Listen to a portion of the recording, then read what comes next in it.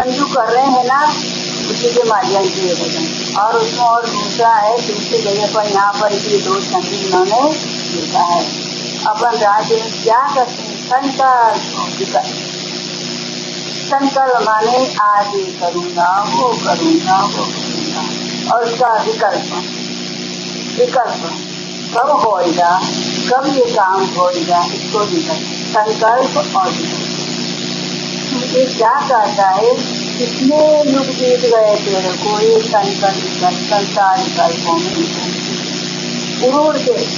अरे उड़ माने आज यहाँ जन्म लिया, जन्म लिया, उड़ कर चेतन दुखी दुख पाता है, गति में जाता है, चेतन गति में जाता है, कुछ मालूम नहीं अपनी कौन सी गति। आज यहाँ है मनुष्य गति, कल पशु गति नहीं हो सकती, गई गति हो सकती। तो क्या भोगों में इसका कारण क्या है, भोगों में 5 इंद्रिय के भोग में इस तरह ये दुख पा रहा है। अपना जो है उसको अच्छा नहीं लगता है, पर तो क्या जो पर वस्तु है उसमें जो अपनी नहीं है उसको अपनी मान है, जो अपना है उसको पराया मान है, ये अपनी हो नहीं। ये जीवन बीत रहा संसार, सारा जीवन इसी में बिता दिया, पर अभी भी इसके प्यास नहीं।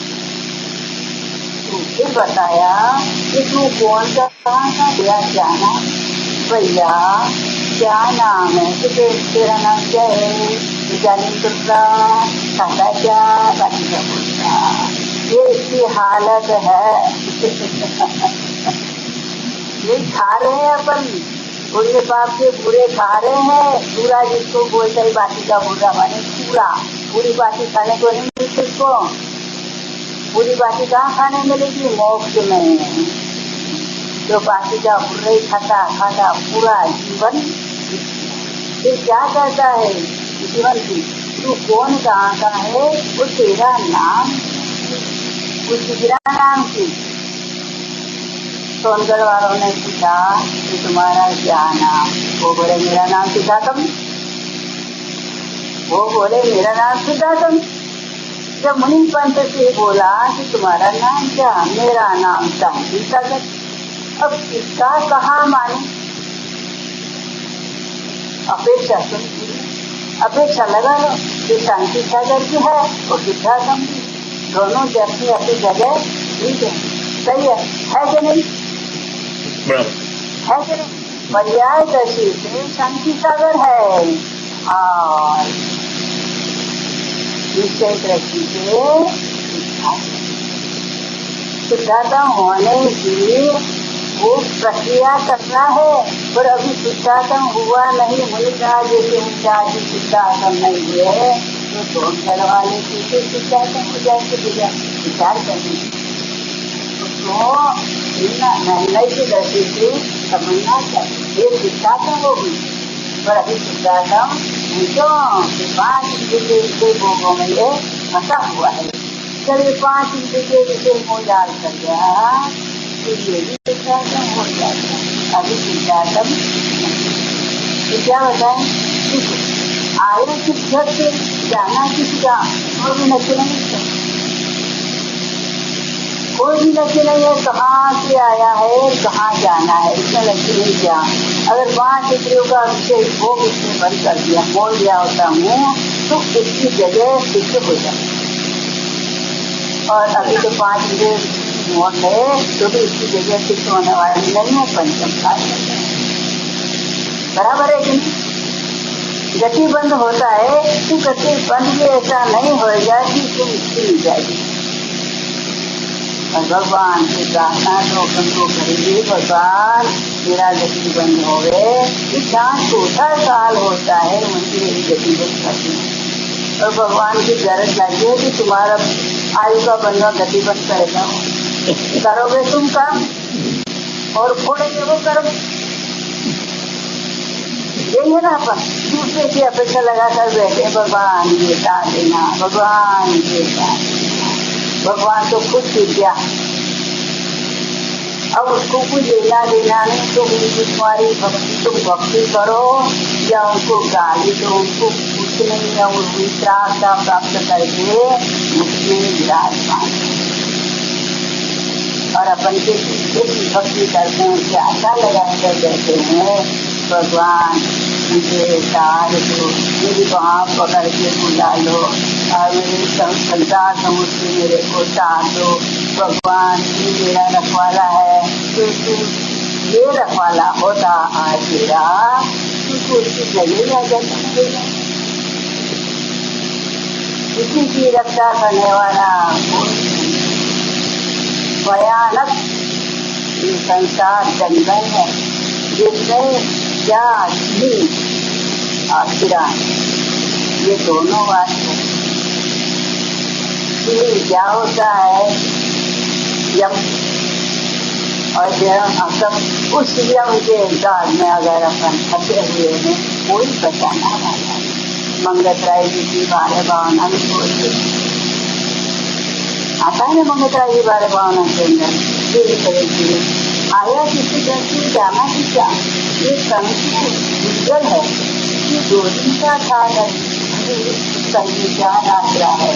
भाई तू कोई भी बोले चंदा भाई मेरे पूरे शरीर के बिना बना चले क्योंकि संसार को शरीर के बिना संसारी जो है अभी यहाँ संसारी है चलता और शरीर को आत्मा के बिना अभी परस्परों प्रभो हो जीवाना दोनों के ज्ञान के जगह सही है। तो क्या बताते हैं इसके अंदर तो 2 दिन का आज छोड़ गए मेरे को जो छोड़ू मेरे को इसीलिए आनंद आता है। क्या होता है तू अंतर्मुख हो जा, भूल जाए संकल्प में अंतर्मुख होना नहीं है और संकल्प को है। ये ज्ञान के अंदर 2 प्रकार का शक्ति क्या भूलन इसके भोजन का थोड़ा नहीं पाए।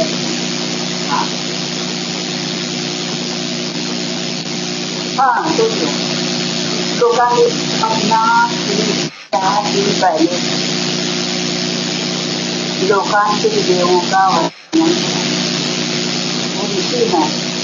ऋषि है और ये 5 ब्रह्म स्वर्ग में रहते हैं। जब से शंकर भगवान चले थे तो उनका वहाँ पर योग वो आते तो कुछ शंकर भगवान को भोजन करने के लिए उनका योग उठता है जैसा विचार होता है वो गाढ़वाना चिंतन करके शंकर भगवान तो उसके अवधि ज्ञान उनको तो मालूम हो जाए देह के अवधि ज्ञान होता है अवधि ज्ञान उनको मालूम पड़े तो उसको विरोध भाव से वो आते और भाव से ब्रह्मचारी आज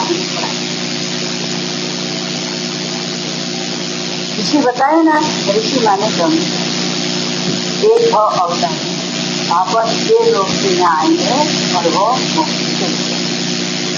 क्योंकि वहाँ देविया है नहीं तो भाव किसकी साथ करें देखेंगे तो करेंगे ना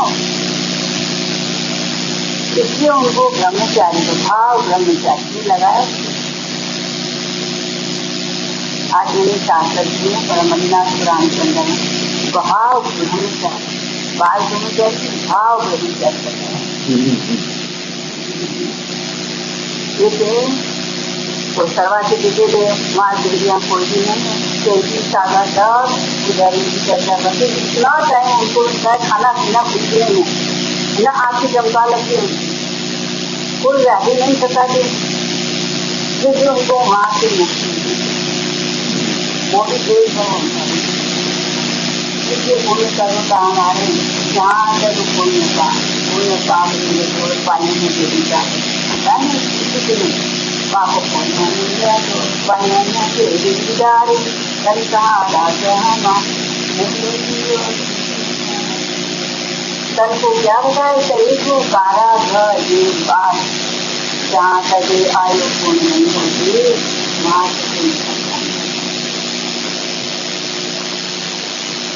बोल दिया मोह दियो दुख बारी, बोल दिया मूंद दियो दुख बारी। मूंद दिया माने बंद कर दिया कोर्ट में, ये भजन हो जाए। आयु का गहरी से भारी, आयु कहीं की गहरी है, वो मेरे प्रभु सीरति साथी। आयु पूर्ण हुए बिना ये शरीर में कितना ही भी छटपटाए, क्योंकि ये यहाँ से निकलने वाला नहीं। इस तरह से यहाँ लोकानी देवों के नाम बताते हैं। 8 लोकानी देव कितने? 8। तो क्या? नीला तारसत, आदित्य दूसरा वहिन्य, चौथा अरुण, 5वां गर्भ तोड़, 6वां पृथ्वी, 7वां अद्यावार, 8वां अर्श, ये लोकांतिक देव है। ये ब्रह्मलोक के ईशान आदि 8 दिशाओं में रहते हैं, माने 5वां ग्रह स्वर्ग में ईशान आदि यहाँ पर होते हैं। मनुष्यों के 2 जन्म लेकर नियम से मोक्ष जाने वाले अहमिंद्र कौन से हैं? अहमिंद्र बताया, इंद्र और अहमिंद्र यहाँ पर बताते हैं, यहाँ पर विजय, वैजयंत, जयंत, अपराजित तथा अनुदशी गानों के अहमिंद्र मनुष्यों के 2 भाव जन्म लेकर के नियम से मोक्ष जाते, ये अहमिंद्र कहलाते हैं। सर्वार्थ सिद्धि के अहमिंद्र कितने भाव अवतारी होते हैं, इनको देव को अहमिंद्र कहा जाता है। सर्वार्थ सिद्धि के अहमिंद्र 1 भाव अवतारी, ये 4 है ना, ये 2 भाव अवतारी हैं। और सर्वार्थ सिद्धि के जो अहमिंद्र है ये 1 भाव धारण करके नियम से मोक्ष जाते हैं। क्या सर्वार्थ सिद्धि में अहमिंद्र 1 भाव अवतारी होती? तिरंज जीव कौन है? प्रश्न है, तिरंज जीव कौन है? 5 जन्म लेने वाले नार के तथा मनुष्य के अतिरिक्त जीव तिरंज है। तिरंज समस्त संसार में व्याप्त है, परंतु त्रस्ताली में ही रहते हैं। जो त्रस्ताली बताया उसमें त्रस जीव रहते हैं, बाकी के स्थावर वहाँ पर नहीं है। वनवासी देवों की उत्कर्ष आयु क्या है? वनवासियों में असुर कुमार, नाग कुमार, सुर्पण कुमार, देव कुमार और शेष 6 कुमारों की आयु क्रम से 1 सागर, 3 पल्य, 25 पल्य, 2 पल्य और 15 पल्य की है। सागर किसे कहते हैं? 10 कोड़ा कोड़ी पल्यों का एक सागर होता है। अपने दिमाग में ये बातें बैठती नहीं। फिर पल्य बहुत सारे जिसों नहीं किसी दिन नाम ही नहीं सुना हो, अज्ञानी जीवों में शास्त्र सभा भरी हो और बोले पल्य, अरे पल्य माने साड़ी को पल्लो तो नहीं, पल्लो लटके। बेचारा जिसने कभी ये भाषा नहीं सुनी तो वो क्या अर्थ लगाए? बोलो अपने मन से। ये तो अपन थोड़ा बहुत ये पढ़ लेते हैं, ज्ञान प्राप्त करते हैं, इसलिए अपन को मालूम है कि पल्य क्या है। पल्य क्या बताया यहाँ पर? पल्य की संख्या असंख्यात वर्षों का एक पल्य होता है, जिसकी संख्या ही नहीं है, इसका एक पल्य बताया। अब क्या गिनती करोगे तुम?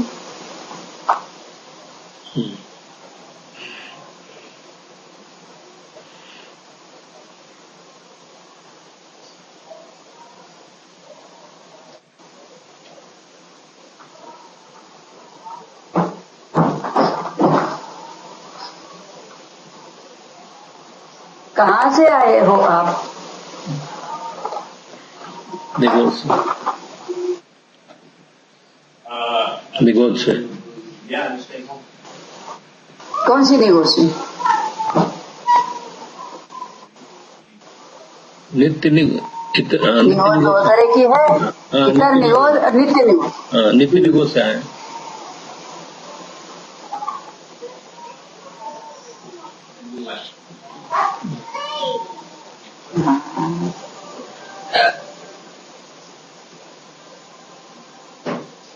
ये देव दुर्गतियों में उत्पत्ति होने का क्या कारण है? देव मर के खराब गति में उत्पन्न होता है, उसका क्या कारण बताया है? देव की कौन सा विचार किया उसने? देव के जब 6 महीने आयु रह जाती है और उसे मालूम हो जाता है माला मुरझाने से, तब उसको बहुत विचार उत्पन्न होता है, मैं क्या कहाँ जाऊंगा? अगर माँ के गर्भ में रहा तो मुझे 9 महीने तक वैसा अंदर विष्ठा में रहना पड़ेगा, ऐसा वैसा सभी उल्टे सीधे विचार करता है। इससे तो मैं अगर पेड़ बन जाऊं, ये कोई भी स्थावर जीव बन जाऊं, तो वो वैसे ही जब वो उसको 9 महीने गर्भ में रहना भारी पड़ता है, वो 9 महीने का दुख होना उससे ज्यादा लगता है। जब वो दुखी होता है। मान लो पृथ्वी का एक जीव बन जावे, तो पृथ्वी का एक जीव का जब उसको मरण होता है पृथ्वी गाय से, तो उसके आपके जो हीरे मोती माणिक जो हैं, ये वही पृथ्वी का एक जीव है जो देवों के कलेवर है। बराबर है, देवों के कलेवर है ये, जो हम इसको अनमोल मोती समझते हैं, अनमोल हीरे माणिक मोती समझते हैं, ये एक तरह के लाशें हैं, अनमोल मोती जिसको आप बोल रहे हो। और इससे एक दूसरी बात भी होती है कि इनके प्रति आपको वैराग्य होता है, ऐसी बात सुन करके कि ये तो देवों का कलेवर है, कलेवर को कहाँ मैं लटका के फिर रहा हूँ गले में, ऐसा। तो ये एक वैराग्य वर्धन एक बात भी है, और ये सच बात है। निर्वाणी में पूरी सच लिखा है ये, कि ऐसे जो रत्न वगैरह मिलते हैं, ये देवों के कलेवर है। पीछे आपकी सुपुत्री आई है। हाँ, वो आकर के वापस चली गई भाग। वो दादाजी को उठाने को आई है ना, उठाने को मैं अभी आता हूँ। देवी देवताओं के क्या नहीं होते, सोच के विचार देना। आपकी पुत्री पीछे आई है, पर मैं पूछ रही हूँ देवी देवता के क्या नहीं होते हैं, वो तो ख्याल रही। देवी देवताओं के संतान नहीं होते, बुढ़ापा नहीं आता, संतान तो पीछे आपके फिर रही। हाँ, देवी देवताओं का शरीर है, इसलिए वो संतान पैदा नहीं कर सकते, भोग भोगते हैं पर संतान पैदा नहीं कर सकते। Go to school. Why? जाता डैडी को बोल। I just did already. Okay, जा But जा जा, देगा तेरे डैडी देगा, जा। Yeah, but I want my show.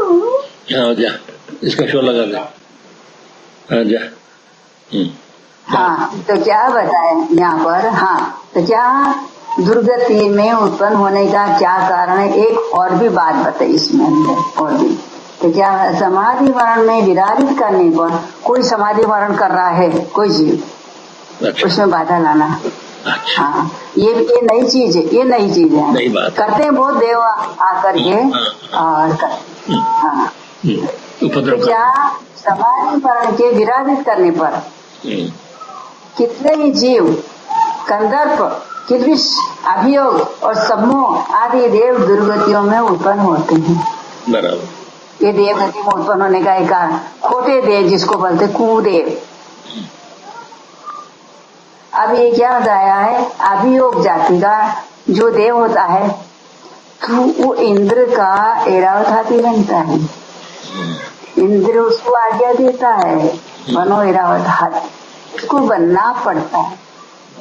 और उसको कितना दुख होता होगा बिचारो आप।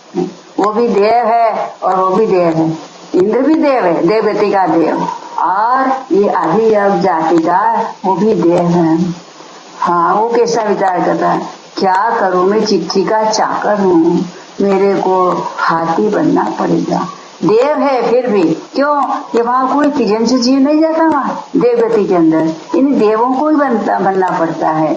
जो ऐसा समाधि मरण में विराजित करता है जीव, वो ऐसे खोटी जाति के देव बन जाते हैं।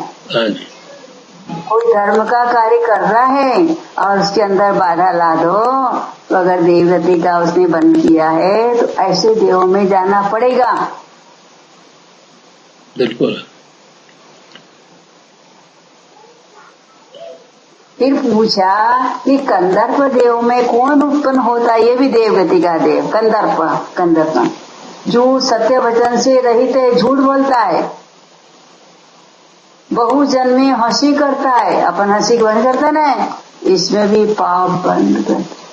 नौ कषाय में आता है हास्य, रति, परति, सौ भाई, ये नौ कषाय बताई। 9 कषाय के इसको कोई जानता नहीं कषाय में। अरे मैंने तो हंसी की थी, पर तेरे को तो कषाय का बंद हो गया, हंसी बंद हो गया। और उस समय अगर आयु बंद हो गया तो फिर वैसा ही बंद हो गया। हाँ, वो बंद हो जाता उसके अंदर उसको। तो कंदर्प जाति के देव क्या करते हैं, उसमें जन्म लेने का कौन सा पाप किया उसने, तो कंदर्प जाति का देव बना। तो क्या जो सत्य वचन से रहित है, बहु जन्मे हंसी करते हैं, और जिनका हृदय कामासक्त रहता है, 5 इंद्रिय के विषय भोग लेते हैं, वे निश्चय से कंदर्प देव में उत्पन्न होते हैं। गति बंद होगा तो जाना पड़ेगा उसको।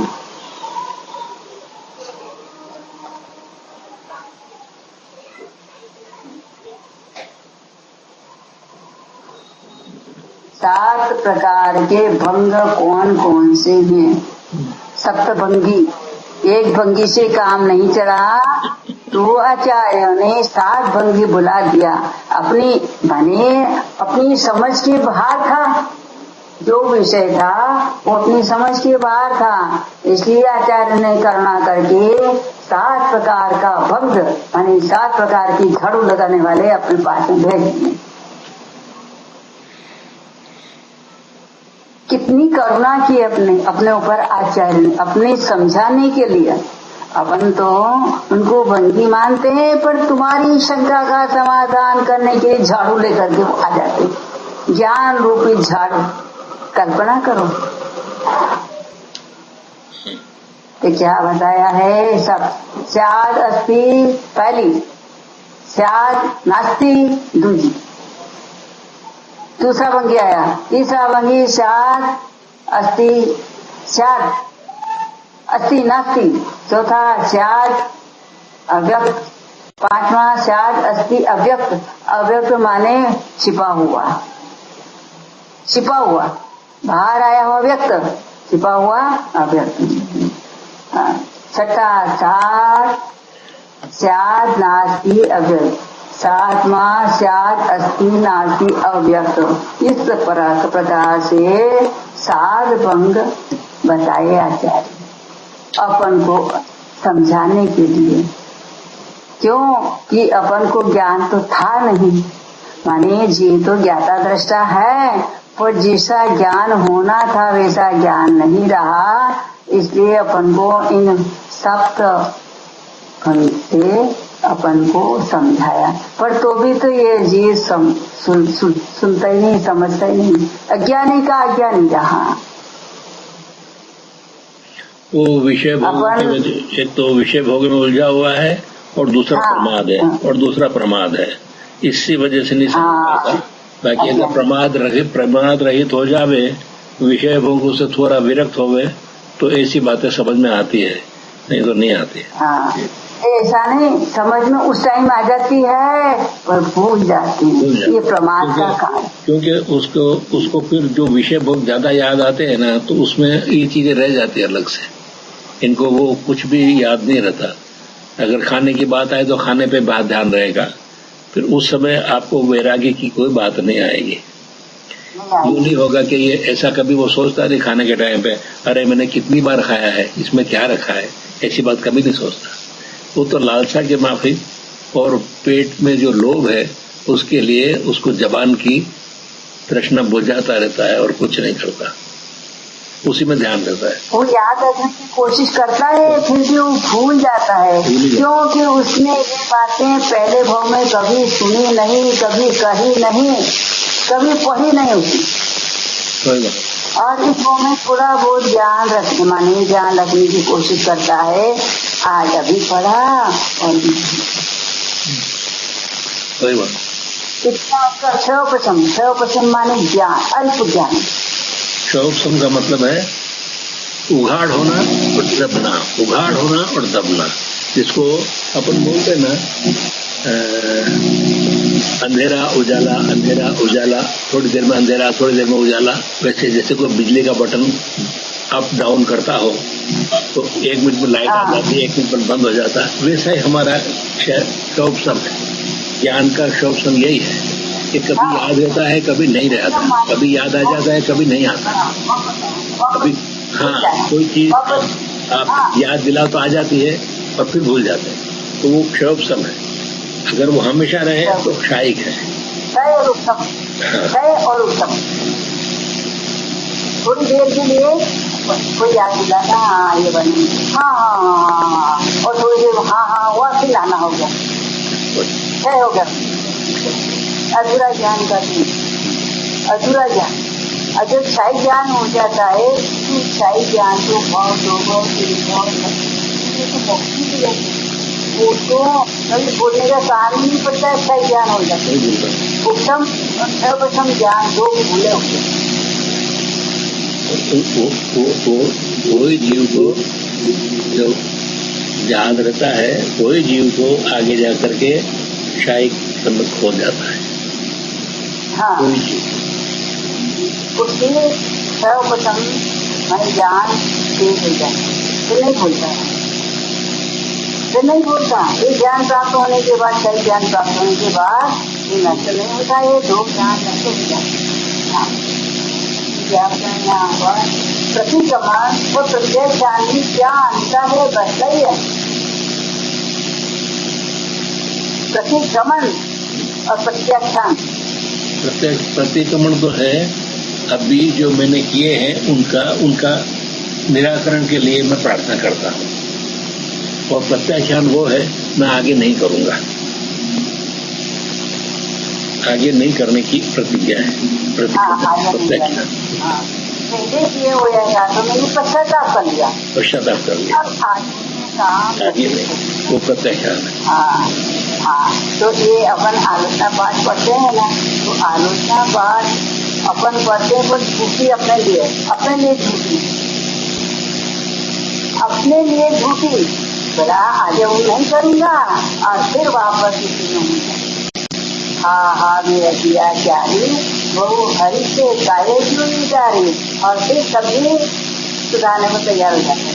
जहाँ नहीं तुम्हारी गया तो झूठी आलोचना है क्या? इसीलिए आलोचना पाठ को शब्दों में कह दिया, आपके मन से कभी उतरा नहीं वो। अगर मन में उतरा होता तो ये आलोचना जितनी आप करते हो तो उतनी आप सटीक उसमें बैठा लेते, क्योंकि वो आपने एक पाठ कर लिया। पाठ का मतलब पढ़ गए, पाठ कर लिया, उसके ऊपर आपने उसके ऊपर कोई आचरण नहीं किया है। उतने समय आप पढ़ लिए, बस हो गया। जैसे एक आपने एक विद्यार्थी स्कूल में जाता है, पढ़ के आ जाता है, हो गया, लेकिन उसका मनन चिंतन जब करेगा तब उसके घर में बैठेगा वो, नहीं तो वो बैठने वाला नहीं है। तो सारा साल अगर स्कूल जाता रहेगा और वहाँ पढ़ लिया जो पढ़ लिया तो उसको कभी भी वो पास होने वाला नहीं है। अगर उसके ऊपर चिंतन मनन करके उसने बिठा नहीं लिया, बस पढ़ लिया होता तो पास हो जाए बस। और ज्ञान हम पाठशाला बच्चे जाते पढ़ने को, पढ़ेगी पाठ लो, जो पाठ आपको बने आजकल वो पंडित जी पूछे गंगा पाठ भूल क्या आगे चलना, इसलिए पूछी जाना। ये अपना स्वभाव नहीं है पर विभाव है, स्वभाव नहीं है पर विभाव है। वो बात क्या उसकी भाव नगरी है, भाषा में क्या वाची लिखू, वाची करी। और अभिषेक क्या, अभिषेक करे करी लिखी नहीं बोले वहाँ,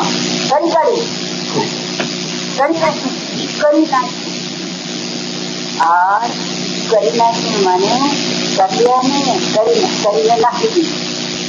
वैसे कामों की क्रिया भी रहती है तो भाषा भी रहती है। और नहीं तो ऐसा भी एक आम भाषा में बोलते हैं, मैं इन्हें तो फलानो કરી નાખ્યું એટલે उसको साफ कर दिया, એનો કરી નાખ્યું એટલે સાફ થઈ ગયું બોલો સામે વાળો।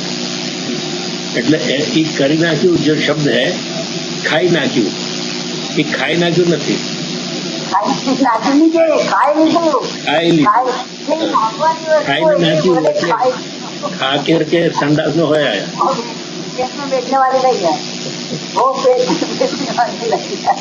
तू भले कैसे भी तो उसको दबा दबा के रख, क्योंकि वो तो निकलने वाली। और जिसकी तू ग्रहण करना चाहता है उसको फिर सही लक्ष्य ऐसी भाषा ऐसी जैसा अपन करते भाषा वर्णना ऐसी नहीं वापरनी चाहिए जिसमें हमारे या दूसरे को तकलीफ हो। भाषाएं वही वापरनी चाहिए जिसमें जैसे 5 तो उसके शायद 4 या 5 प्रकार हैं भाषा के भी अलग अलग। प्रिय कारिणी, फिर एक संताप देने वाली, एक किसी को गुस्सा दिला दे ऐसी, एक किसी की निंदा कर ले ऐसी, किसी को गाली दे ले ऐसी भाषाएं नहीं करनी चाहिए। उसके प्रकार आए हैं शास्त्रों में, लेकिन मुझे इतना याद नहीं उनका नाम, पर आए हैं प्रकार। मैंने बहुत पहले पढ़ा था इसको।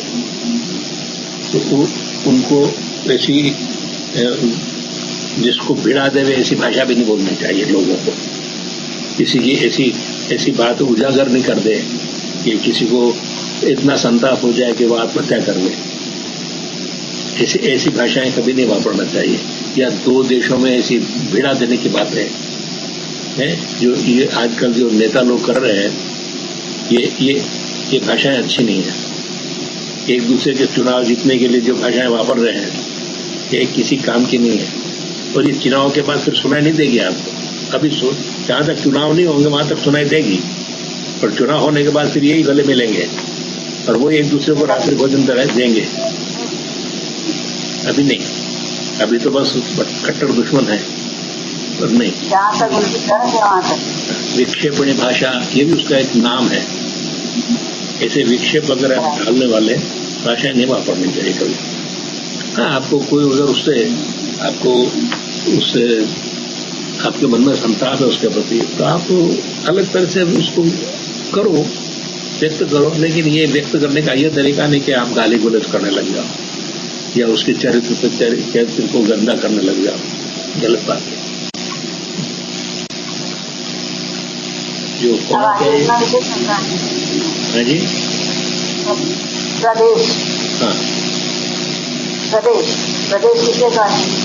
प्रदेश उसको कहते हैं कि अणु का एक छोटे में छोटा पुद्गल का एक हिस्सा आकाश के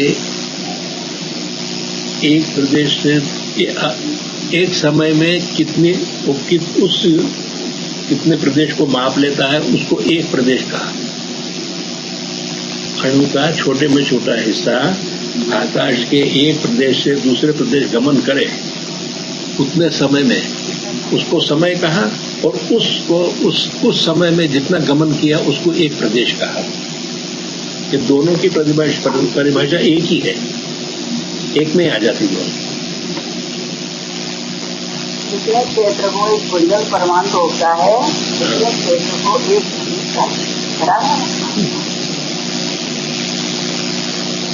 पुद्गल द्रव्य के कितने प्रदेश है? पुद्गल द्रव्य का एक प्रदेशी भी है और बहुप्रदेशी भी है। इसको पुद्गल के संचार और अनंत प्रदेशी है। हाँ जी, बराबर। संख्या और अनंत प्रदेश।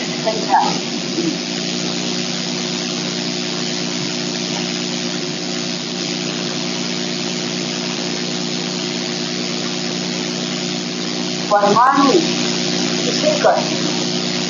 पुद्गल के छोटे में छोटे हिस्सों को जिसके हिस्से नहीं किए जा सके उसको परमाणु कहते हैं।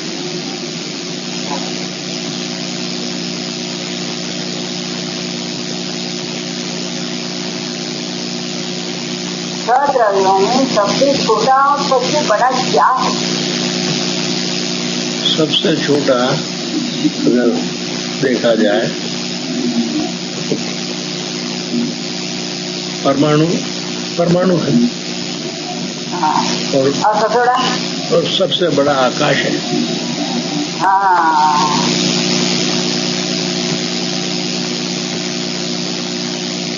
क्योंकि वो सबको अवगाना देता है,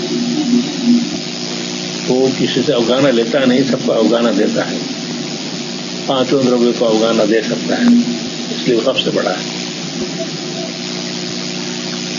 जीव का क्या उपकार है? जीव क्या उपकार करता है? जीव का उपकार असल में देखा जाए तो जीव किसी पे कोई उपकार नहीं करता, बाकी पुद्गल और धर्म अधर्म आकाश ये उसके ऊपर उपकार करते हैं। जैसे आपस में परस्पर आदमी कहो उसको परस्पर उपयोग जीवाना, लेकिन जीव किसी पे उपकार नहीं करता, पांचों द्रव्य से उपकार लेता है। जैसे तुमने मेरा उपकार किया, ये एक ये सामाजिक व्यवस्था, इसमें कोई किसी का कुछ कर नहीं सकता, लेकिन सामाजिक व्यवस्था ऐसी है कि हमें एक दूसरे को बोलना पड़ता है कि आपने मेरा उपकार किया और मैंने आपके ऊपर उपकार किया। लेकिन ये तो उसके कर्माधीन है। अगर आपको प्रेरणा तभी मिलेगी जब मेरे कर्म सीधे होंगे, और अगर मेरे कर्म ही उल्टे हों तो आपके मन में प्रेरणा भी नहीं आएगी कि मैं इसका कुछ करूं। इसलिए ये सर्व कर्माधीन है।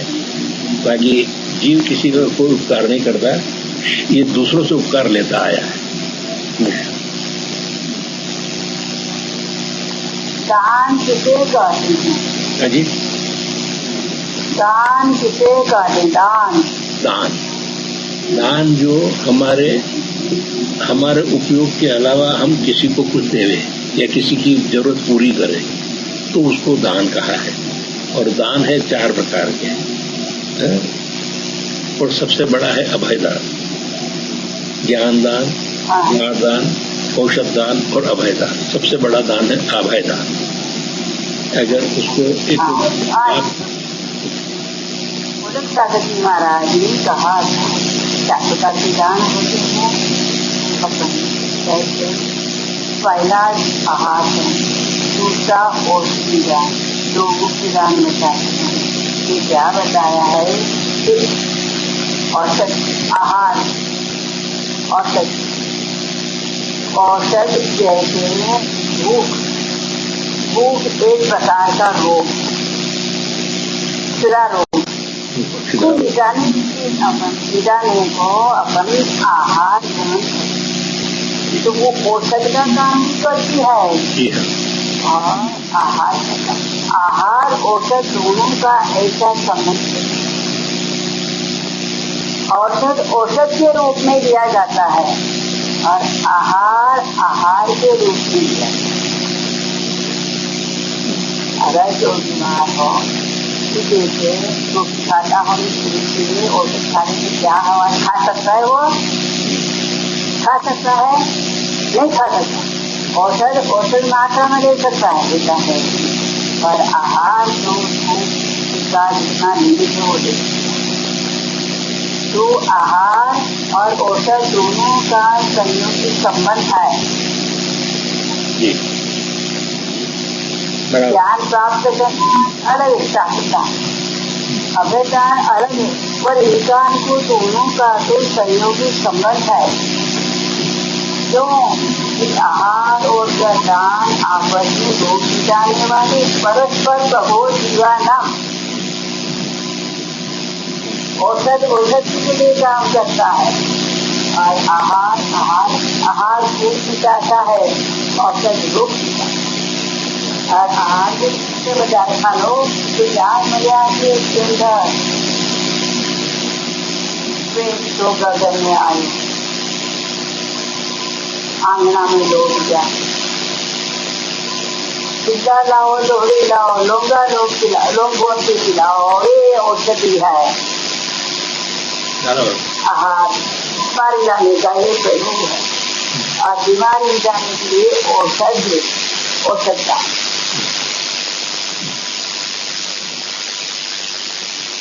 अकाल मरण चिंता नहीं होता है। अकाल मरण शरीर शला का पुरुषों का नहीं होता, हाँ, देवों में नहीं होता, नारकियों में नहीं होता, हाँ, और मोक्षगामी जीवों का नहीं होता। और सब जगह अकाल मरण।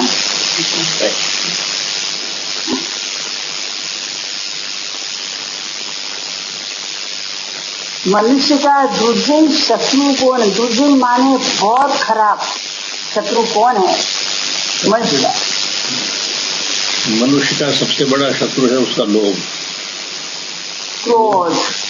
क्रोध बताया। क्रोध की हमें अंधा हो जाता है, न करने देता, काम नहीं कर लेता।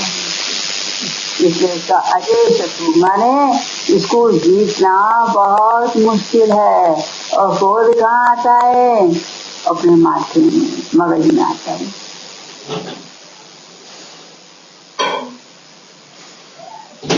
अनंत व्याधि क्या है? लोभ अनंत व्याधि है। लोभ अनंत व्याधि है। साधु कौन है? साधु वो समस्त प्राणियों का हित करने वाला है, वो साधु है। साधु वृत्ति कहते हैं उसको। कभी भी खराब किसी का नहीं। हाँ, तो क्या बताया? शहर से निकला साधु, सबकी मांगे खैर, ना किसी से दोस्ती और ना किसी से वैर। ऐसा साधु कौन सी मित्रता नष्ट नहीं होती? सब पुरुषों के साथ की गई की मित्रता नष्ट नहीं होती। विश्वासघाती की मित्रता कभी नहीं करना चाहिए। शास्त्र सुख प्रदान करने वाला सच्चा धर्म कौन सा है? समय दर्शन, समय ज्ञान, समय चारित्र, रत्नत्रय रूप दर्शन। रत्नत्रय रूप धर्म ही सच्चा सुख देने वाला है।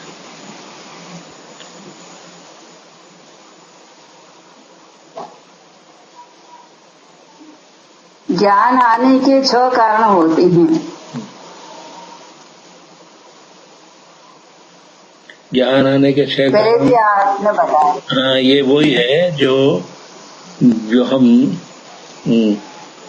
आलस करे तो ज्ञान घटे।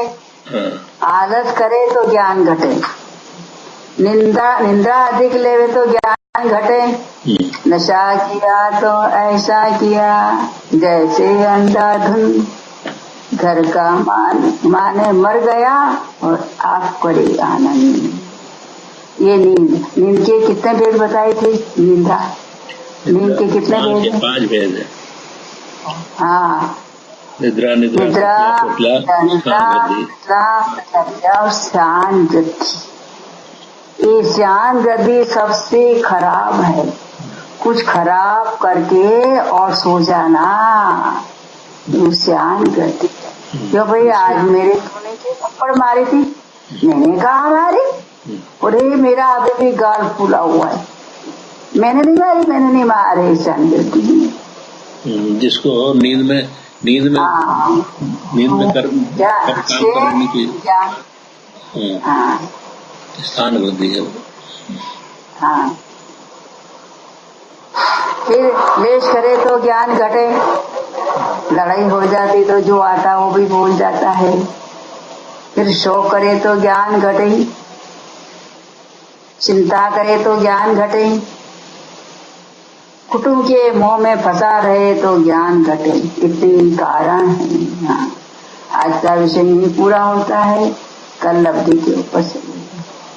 बोलो जिनवाणी माता की जय। हाँ, बोलो। नाश वेको ज्ञान के प्रकाश वेको अपर भास वेको भानु सी भखानी छाऊ द्रव्य जान वेको बंधु विधिवान वेको स्वपर पिछान वे परम प्रमाणी है। अनुभव तार वेको जीव ने जताए वेको ताहु न सताए वेको भव्य रहनी है। यहाँ तार वेको पार के उतार वेको यही दिन वाणी है।